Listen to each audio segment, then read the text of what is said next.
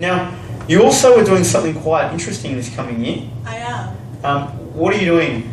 I'm going to university in the UK at Oxford. Alright, at Oxford, alright. That's Oxford, yeah. pretty different. I know many students would love to study there, but often look at doing it as postgraduate. So you're doing an undergraduate degree there. What will you be studying? It's called PPE, Philosophy, Politics and Economics. Alright, excellent. And what's the process that you go through to, actually getting accepted? It's actually quite similar to using the UAC system. You basically, they have something called UCAS, which is their version of UAC. You log on, I think you get 5 preferences, but you can put as many, you don't have to put 1 first, 2nd, 3rd, 4th, you get 5 at one time.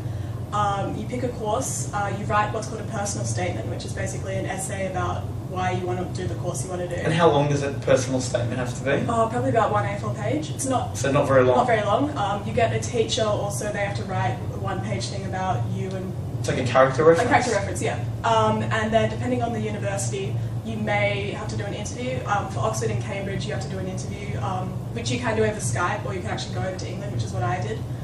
Excuse for a holiday? Yeah, casual holiday after schoolies, it's nice. Yeah. And then otherwise in other universities you can you don't have to interview, you just put in your preferences and see what happens. Alright, excellent. Now I have a couple of questions that came out of just that sort of explanation.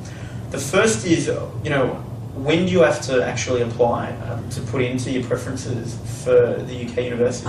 Oxford and Cambridge is by the 15th of October, and I think some subjects, I think medicine, maybe vet science, a couple of subjects are also 15th of October, but pretty much every other university, every other course, 15th of January.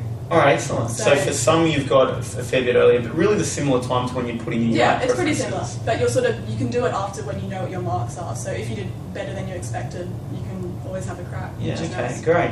Now, the other question I had was beyond simply, finding what you wanted to study, you had to write that, personal statement.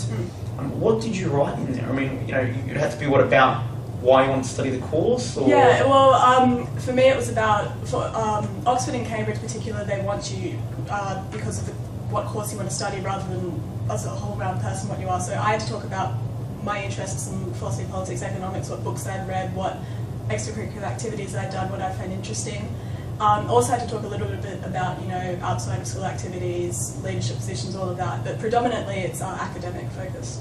Alright, and basically just connecting what you have done and your interest in a particular course. Demonstrating that I do have an interest in the course, I'm not just putting it down for the sake of it, and that I've acted upon that interest. And that sounds like an awful lot to put in 1 A4 page. It is. It took about a month of sort of writes and rewrites, but if you really want to do the right course and you really are interested in it, you can squeeze it all in there. And so did you get help for writing your personal statement, or was that something you just spent a lot of time on in your own time? A bit of both. I mostly did it by myself, but you can go on the internet and there are a lot of people, particularly in England, who put up their personal statements if they've been successful. So you can use it as a guide? As a model, yeah.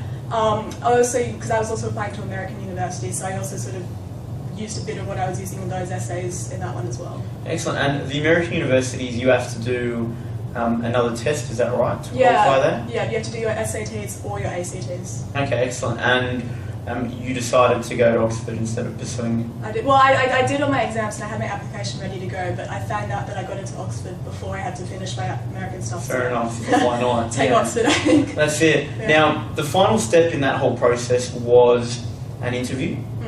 So you had to fly over for the interview. What was the interview like, and what sort of questions were they asking you? They're very intense. Oxford and Cambridge interviews are renowned for being quite sort of intense. They're very subject orientated, so it's not sort of, why do you want to come to Oxford? It's more, for example, my philosophy interview, I was asked, how do you know you're in Oxford right now? I don't know what I said, but it's very intense. So you need to have a good subject knowledge, because they're essentially questioning you on that. Exactly, that's because they want to find people who are the best at their subject. They're not fussed if you weren't head girl, if you didn't play for New South Wales in soccer. They want someone who loves their subject and is good at it. So they're not really looking for then all-rounded individuals, they're really looking for people that excel at the one particular thing. At Oxford and Cambridge, that's what we want. If you want to go to London or somewhere, you might want to be a bit more rounded, but Oxford and Cambridge, it's just academic. Yeah, okay. Alright, excellent. Well look, congratulations, it sounds like it'll be a lot of fun and a very interesting experience. It will be.